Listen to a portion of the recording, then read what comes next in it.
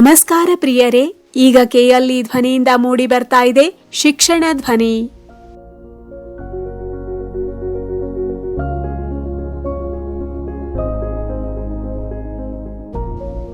ಪ್ರಿಯರೇ, ಭಾಷಾಂತರದಲ್ಲಿ ಎದುರಿಸುವಂತಹ ಸಮಸ್ಯೆಗಳನ್ನ ನಿವಾರಿಸುವ ನಿಟ್ಟಿನಲ್ಲಿ ಸ್ಪರ್ಧಾತ್ಮಕ ಪರೀಕ್ಷೆಗಳಿಗೆ ಹಾಜರಾಗುವಂತಹ ಅಭ್ಯರ್ಥಿಗಳಿಗೆ ಸಲಹೆ ನೀಡುವಂತಹ ವಿಶೇಷ ಕಾರ್ಯಕ್ರಮವೇ ಎ ಸಿಂಪಲ್ ಮಂತ್ರ ಫಾರ್ ಭಾಷಾಂತರ ಸರಣಿ ಮಾಲಿಕೆ. ಉಪನ್ಯಾಸಕ ತರಬೇತುದಾರ ಪ್ರಶಾಂತ್ ಮೋಟಿಗೆಯವರು ಈ ಕಾರ್ಯಕ್ರಮದಲ್ಲಿ ಅತ್ಯುತ್ತಮವಾದ ಸಲಹೆಗಳನ್ನ ನೀಡ್ತಾ ಇದ್ದಾರೆ.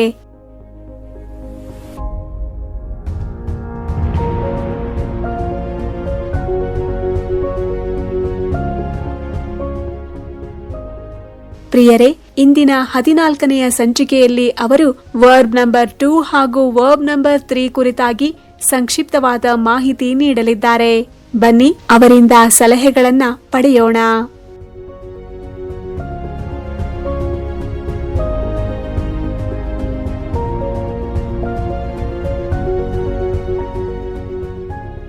ಕೆಎಲ್ಇ ಧ್ವನಿಯ ಎಲ್ಲ ಶ್ರೋತೃಗಳಿಗೆ ಪ್ರಶಾಂತ್ ಮೋಟಗಿ ಮಾಡುವ ಪ್ರೀತಿಯ ನಮಸ್ಕಾರಗಳು.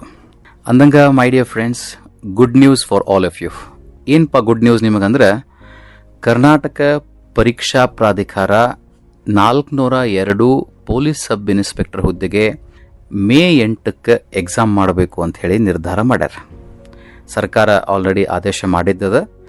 ನಿನ್ನೆ ಮೊನ್ನೆ ಜಸ್ಟ್ ವಿದಿನ್ 1 or 2 ಡೇಸ್ ನಮಗದು ಇನ್ಫಾರ್ಮೇಷನ್ ಆಗ್ಯದ. ಆಲ್ರೆಡಿ ನೋಟಿಫಿಕೇಶನ್ ಬಂದಿದ್ದದ. ತಾವು ಎಲ್ಲ ಚೆಕ್ ಮಾಡ್ಕೊಡ್ರಿ, ತಮಗೂ ಗೊತ್ತಿರಬೇಕು. ಆಲ್ರೆಡಿ ಇಷ್ಟೊತ್ತಿಗೆ ನಿಮಗೆ ಗೊತ್ತಾಗಿರ್ತದೆ. ಸೊ ಮೇ 8ನೇ ತಾರೀಕಿಗೆ 402 ಹುದ್ದೆಗಳಿಗೆ ಪರೀಕ್ಷೆ ನಡೀತದೆ. ತಯಾರಿ ಭಾಳ ಚಂದಂಗೆ ಮಾಡಬೇಕಾಕೈತಿ. ಮಾಡೋಣ. ನಮ್ಮ ಕಡೆಯಿಂದ ನಾವೇನು ಹೆಲ್ಪ್ ಮಾಡ್ತೀವಿ ನಿಮ್ಗೆ ಮಾಡ್ತೀವಿ. ಜೊತೆಗೆ ನಿಮ್ಮ ಹಾರ್ಡ್ ವರ್ಕ್ ಕೂಡ ಭಾಳ ಇಂಪಾರ್ಟೆಂಟ್ ಆಗ್ತೈತಿ. Because without hard work nothing can be achieved. So my dear friends, ನಾವು ಕಳೆದ ಸಂಚಿಕೆ ಒಳಗೆ V1, V5, V4 ಮತ್ತು V3 ಬಗ್ಗೆ ಒಂದು ರೀಕ್ಯಾಪ್ ಮಾಡಿದ್ದೀವಿ.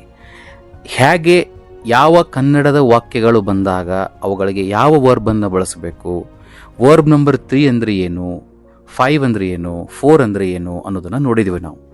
ಹೆಂಗಪ್ಪ ಅಂದ್ರೆ, ಫಾರ್ ಎಕ್ಸಾಂಪಲ್, ಈಗ ಇದನ್ನೇ ನಾವು ಇವತ್ತಿಂದು ಈ ಪರೀಕ್ಷೆ ಬಗ್ಗೆನೇ ನಾವು ಒಂದು ಎಕ್ಸಾಂಪಲ್ ತೊಗೊಂಡ್ರೆ ಹೆಂಗಂದ್ರೆ, ಸರ್ಕಾರ ಲಿಖಿತ ಪರೀಕ್ಷೆಯನ್ನು ನಡೆಸಲು ಆದೇಶ ನೀಡಿದೆ ಅಂತ ಒಂದು ವಾಕ್ಯ ಇದೆ ಅಂತ ಅನ್ಕೊಳ್ಳೋಣ. The government has directed KEA to conduct return exam ಅಂತ ಆಗ್ತದೆ. ಸರ್ಕಾರವು ಕರ್ನಾಟಕ ಪರೀಕ್ಷಾ ಪ್ರಾಧಿಕಾರಕ್ಕೆ ಲಿಖಿತ ಪರೀಕ್ಷೆಯನ್ನು ನಡೆಸಲು ಆದೇಶಿಸಿದೆ ಅಂತಂದಾಗ ಕೆಲಸ ಆಗಿದೆ ಅಂತ ಅರ್ಥ. ನಾವು ಹಿಂದಿನ ಮಾಲಿಕೆ ಒಳಗೆ ನೋಡಿವಿ, ಏನು ಆದೇಶ ಮಾಡುತ್ತದೆ ಅಂತಂದ್ರೆ ದ ಗವರ್ಮೆಂಟ್ ಡೈರೆಕ್ಟ್ಸ್ ಅಂತ ಆಕಿತ್ತು. ಆದೇಶ ಮಾಡ್ತಾ ಇದೆ ಅಂತ ಆಗಿತ್ತಪ್ಪ ಅಂದ್ರೆ the government is directing, instructing ಅಂತ ಆಗ್ತಿತ್ತು. ಈಗ ನೋಟಿಫಿಕೇಶನ್ ಆಲ್ರೆಡಿ ಹೊರಗೆ ಬಂದ್ಬಿಟ್ಟದಲ್ಲ. ಸೊ ಇಲ್ಲಿ ನಮಗೆ ಹೆಲ್ಪ್ ಆಗೋದು ಯಾವುದಪ್ಪ ಅಂತಂದ್ರೆ ವರ್ಬ್ ನಂಬರ್ 3. ಏನು ಮಾಡ್ಬೋದು ಇಲ್ಲಿ? The government has directed Karnataka examination authority to conduct return examination on 8th May 2024. ಇಲ್ಲಿ ಹ್ಯಾಸ್ ಬಂತು, ನೀವು ಅಬ್ಸರ್ವ್ ಮಾಡಬೇಕು. ಯಾಕೆ ಹ್ಯಾಸ್ ಬಂತು? ಬಿಕಾಸ್ ವರ್ಬ್ ನಂಬರ್ 3 ಅನ್ನು ನಾವು ಯಾವಾಗ ಬಳಸ್ತೀವಲ್ಲ ಅವಾಗ ನಾವು compulsory either has or have ಎರಡರೊಳಗೆ ಒಂದು ನಾವು ಬಳಸಲಿಕ್ಕೆ ಬೇಕು, ಕಂಪಲ್ಸರಿ. ನಾವು ಹ್ಯಾಸ್ ಯಾಕೆ ಬಳಸಿದೀವಿ ಅಂತಂದ್ರೆ, ದ ಗವರ್ಮೆಂಟ್ ಅನ್ನೋದು ಏಕವಚನ ಐತಿ, ಸಿಂಗ್ಯುಲರ್ ಐತಿ. ಒಂದು ವೇಳೆ ಅದು ಬಹುವಚನ ಇತ್ತುಪ್ಪ ಅಂತಂದ್ರೆ ದ ಗವರ್ಮೆಂಟ್ಸ್ ಹ್ಯಾವ್ ಅಂತ ಆಗ್ತಿತ್ತು. The state governments have, the ministers have, the members have, the students have, the aspirant has, the aspirants have, the person has, the persons have, the officer has, the officers have ಅಂತ ಆಯಿತು. So ನೀವು ಇಲ್ಲಿ ಏನು confusion ಮಾಡ್ಕೋಬಾರ್ದು ಅಂತಂದ್ರೆ, ಈ has ಮತ್ತು have ಬಗ್ಗೆ ಒಂದು ಕರೆಕ್ಟ್ ಕ್ಲಾರಿಟಿ ಇಟ್ಕೋಬೇಕಷ್ಟೆ. ಸಬ್ಜೆಕ್ಟ್ ಅಂದರೆ ಫಸ್ಟ್ ವರ್ಡ್ ಏನು ನೀವು ಬರೀತಿರಲ್ಲ ಅದು whether it is singular or plural ಅನ್ನೋದನ್ನು ನೀವು ಐಡೆಂಟಿಫೈ ಮಾಡ್ಕೊಂಡ್ರಿ ಅಂತಂದ್ರೆ ನಿಮಗೆ ಹ್ಯಾಸ್ ಬಳಸಬೇಕು, ಹ್ಯಾವ್ ಬಳಸಬೇಕು ಗೊತ್ತಾಗ್ಬಿಡ್ತೈತೆ. ಸೊ ಅದಕ್ಕೆ the government has directed the KEA to conduct return examination on 8th May ಅಂತ ಆಯಿತು. ಇಲ್ಲೇ ಒಂದು ಪ್ರಶ್ನೆ ಉದ್ಭವ ಆಗ್ತೈತೆ. ಏನು ಸರ್, ಹ್ಯಾಸ್ ನಾನು ಬರೀಲಿಕ್ಕೆ ಬಿಟ್ರೆ, ಒಂದು ವೇಳೆ ಬರೀದೇ ಇದ್ರೆ ಏನಾಗ್ತದೆ? ನಾನು ಬರೀ ದ ಗವರ್ಮೆಂಟ್ ಡೈರೆಕ್ಟೆಡ್ ಅಂತ ಅನ್ಬಹುದೇನೋ? 100% ಅನ್ಬೋದು. ನಾವು ನೆಕ್ಸ್ಟ್ ಈಗ ಹೇಳೋದು ಏನಪ್ಪ ಅಂದ್ರೆ ಇದೆ, ವರ್ಬ್ ನಂಬರ್ 2 ಅಂತ ಏನು ಬರ್ತದಲ್ಲ, ಅಲ್ಲಿ ಯಾವುದೇ ಹೆಲ್ಪಿಂಗ್ ವರ್ಬ್ ಬರೋದಿಲ್ಲ. ನಿಮಗೊಂದು ದೊಡ್ಡದು ಏನಪ್ಪ ಅಂತಂದ್ರೆ ಒಂದು ಬೂನದು, ವರ ಅದು. ಏನು ವರ ಅಂತಂದ್ರೆ ನೀವು ಅಲ್ಲಿ ಹ್ಯಾಸ್ ಮತ್ತು ಹ್ಯಾವ್ ಏನೂ ಕನ್ಫ್ಯೂಷನ್ ಇಲ್ಲ. ಯಾಕಿಲ್ಲ? ವರ್ಬ್ ನಂಬರ್ 2ನೂ ಕೂಡ ಏನು ಹೇಳ್ತದೆ? ಕೆಲಸ ಆಗಿದ್ದನ್ನೇ ಹೇಳ್ತದೆ. ವರ್ಬ್ ನಂಬರ್ 3ನೂ ಕೂಡ ಕೆಲಸ ಆಗಿದ್ದನ್ನೇ ಹೇಳ್ತದೆ. ನಿಮಗೆ ಭಾಳ ಕಾನ್ಫಿಡೆಂಟ್ ಇದ್ರಿ, ನೀವು ಹ್ಯಾಸ್ ಮತ್ತು ಹ್ಯಾವ್ ಎಲ್ಲಿ ಬಳಸಬೇಕು ಅನ್ನೋ ಕಾನ್ಫಿಡೆನ್ಸ್ ನಿಮಗೆ ಇತ್ತು ಅಂದ್ರೆ ಯು ಪ್ಲೀಸ್ ಗೋ ಅಹೆಡ್. ಒಂದು ವೇಳೆ ನನಗೆ ಹ್ಯಾಸ್ ಮತ್ತು ಹ್ಯಾವ್ ಕನ್ಫ್ಯೂಷನ್ ಐತ್ರಿ, ಆಗಂಗಿಲ್ಲ ಅಂತಂದ್ರೆ ಡೈರೆಕ್ಟಾಗಿ ನೀವು ಅದನ್ನು V2 ಅಂದರೆ ವರ್ಬ್ ನಂಬರ್ 2ಗೆ ಶಿಫ್ಟ್ ಮಾಡ್ಕೊಂಡ್ಬಿಟ್ರಿ ಅಂತಂದ್ರೆ ನಿಮ್ಮದು ಸೆಂಟೆನ್ಸ್ ಗ್ರಾಮ್ಯಾಟಿಕಲಿ ಪರ್ಫೆಕ್ಟ್ ಆಗೋದ್ರಲ್ಲಿ ಡೌಟೇ ಇಲ್ಲ. ಯಾಕಂದರೆ ದ ಗೌರ್ಮೆಂಟ್ ಡೈರೆಕ್ಟೆಡ್ ಅಂದರೆ ಕೆಲಸ ಆಗಿದ್ದನ್ನೇ ಹೇಳಕತ್ತೀರಿ ನೀವು. ಈಗ ನಾನು ಹೇಳ್ತೀನಿ, ಏನು ಸರ್ಕಾರ ಆದೇಶ ನೀಡಿದೆ, the government directed KEA to conduct exam. ಒಂದು ವೇಳೆ ನೀವು ಹ್ಯಾಸ್ ಅಂತ ಬರೆದ್ರಿ ಅಂತಂದ್ರೆ ಆದೇಶಿಸಿದೆ ಅಂತ ಇದ್ದಾಗ ಹ್ಯಾಸ್ ಅಂತ ಬರ್ತದೆ.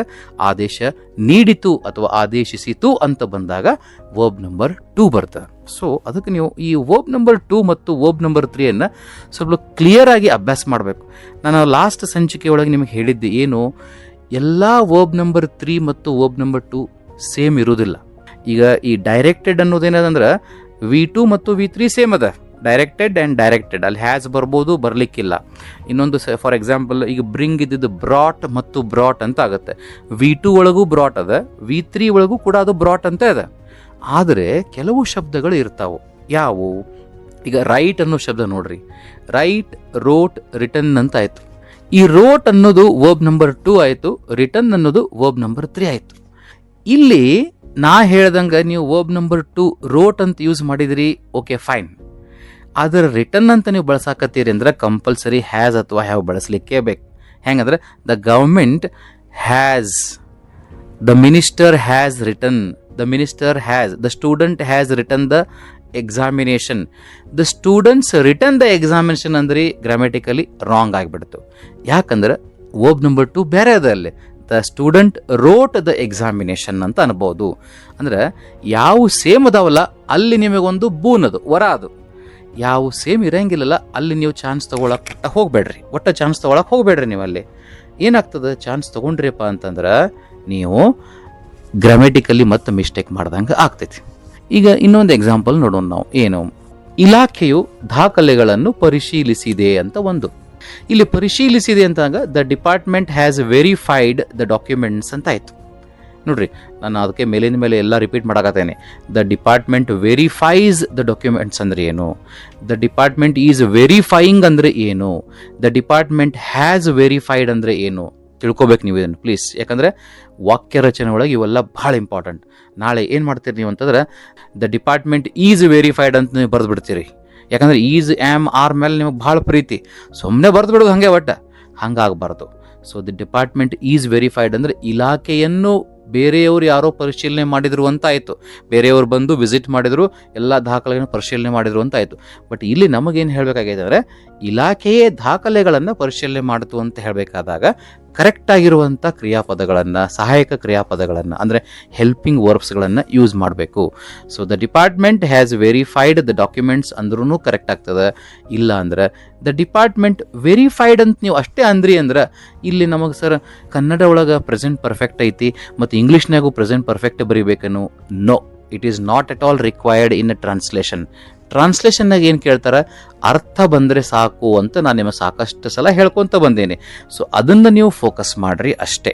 The department verified the students appeared for the examination ಅಂದರೂ okay, the student has appeared for the examination ಅಂದರೂ ಓಕೆ. ಆದ್ರೆ ಒಂದು ಶಬ್ದ ಬಂತು ನೋಡಿ, ನೆನಪು ಬಂತು. ಏನು? ಸಿಂಗ್ ಅನ್ನೋ ಶಬ್ದ ತೊಗೊಂಡ್ರಿ. ಈಗ ಸಿಂಗ್ ಅನ್ನೋದು ವರ್ಬ್ ನಂಬರ್ 2 ಒಳಗೆ ಸ್ಯಾಂಗ್ ಅಂತ ಆಯಿತು, ವರ್ಬ್ ನಂಬರ್ 3 ಒಳಗೆ ಸಂಗ್ ಅಂತ ಆಯಿತು. ಸೊ ನೀವು ಸಂಗ್ ಅಂತ ಬಳಸ್ತೀರಿ ಅಂತಂದಮೇಲೆ ಅಲ್ಲಿ ಹ್ಯಾಸ್ ಅಥವಾ ಹ್ಯಾವ್ ಬಳಸಲೇಬೇಕು. ಹೆಂಗೆ? The child has Sung devotional song ಅಂತ ಅನ್ಬೋದು. ನೀವು ಸ್ಯಾಂಗ್ ಅಂತ ಬಳಸ್ತೀರಿ ಅಂತಂದ್ರೆ ಅಲ್ಲಿ ಹ್ಯಾಸ್ ಹ್ಯಾವ್ ಏನು ಬರೋಂಗಿಲ್ಲ. The child sang very well, the student sang melodiously, the students have sung melodiously. So verb number 2 ಮತ್ತು ವರ್ಬ್ ನಂಬರ್ 3 ಇದ್ರ ಬಗ್ಗೆ ಮುಂದಿನ ಮಾಲಿಕೆಯೊಳಗೆ ಇನ್ನೊಂದ್ಸಲ ಚರ್ಚೆ ಮಾಡಿ ಮತ್ತೆ ಬೇರೆ ಟಾಪಿಕನ್ನು ನಾವು ಮುಂದುವರ್ಸೋಣ ಅಂತ. ಅಲ್ಲಿವರೆಗೂ ಅಭ್ಯಾಸ ಮಾಡಿರಿ, ಪರೀಕ್ಷೆ ಅಂತೂ ಲಿಖಿತ ಪರೀಕ್ಷೆ ಡೇಟ್ ಫಿಕ್ಸ್ ಆಗೈತಿ. ಅದ್ರ ಬಗ್ಗೆ ಮತ್ತಷ್ಟು ಚರ್ಚೆ ಮಾಡೋಣ. ಆಮೇಲೆ ಇವೆಲ್ಲ ಅಂದಂಗೆ ನಮ್ಮ KLE ಧ್ವನಿಯೊಳಗೆ ಏನು ನಾವೆಲ್ಲ ಮಾಡಕತ್ತೇವಲ್ಲ, ಶಾರ್ಟ್ಲಿ ನನ್ನ ಯೂಟ್ಯೂಬ್ ಚಾನಲ್ ಒಳಗೂ ಕೂಡ KLE ಧ್ವನಿಯ ಸರಣಿ ಮಾಲಿಕೆ PSI ಟಿಪ್ಸ್ ಆನ್ ರೇಡಿಯೋ ಅಂತ ಬರ್ತಾವ. ಸೊ ಅಲ್ಲಿ ಕೂಡ ನೀವುಗಳನ್ನು ಕೇಳ್ಬೋದು. ಯಾರು ಕೇಳಿಲ್ಲ ಅವ್ರಿಗೂ ಕೂಡ ಅದನ್ನು ಲಿಂಕನ್ನು ಕಳಿಸ್ಕೊಡ್ಬೋದು. ಮುಂದಿನ ಸಂಚಿಕೆಗಳು ಭೇಟಿ ಆಗ್ತೇನೆ. ಅಲ್ಲಿವರೆಗೂ ನಮಸ್ಕಾರ.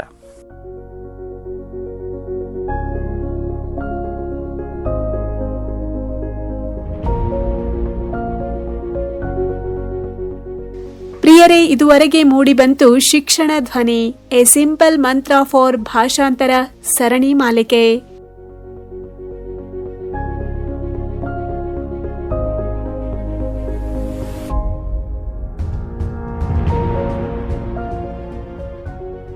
ಉಪನ್ಯಾಸಕ ತರಬೇತುದಾರ ಪ್ರಶಾಂತ್ ಮೋಟಿಯವರು ಇಂದಿನ 14ನೆಯ ಸಂಚಿಕೆಯಲ್ಲಿ ಉತ್ತಮವಾದ ಸಲಹೆಗಳನ್ನ ಕೊಟ್ರು. ಅವರಿಗೆ KLE ಧ್ವನಿಯ ಪರವಾಗಿ ಧನ್ಯವಾದಗಳು. ಮತ್ತೆ ನಿಮ್ಮ ಭೇಟಿ ನಾಳಿನ ಸಂಚಿಕೆಯಲ್ಲಿ. ಎಲ್ಲರಿಗೂ ನಮಸ್ಕಾರ.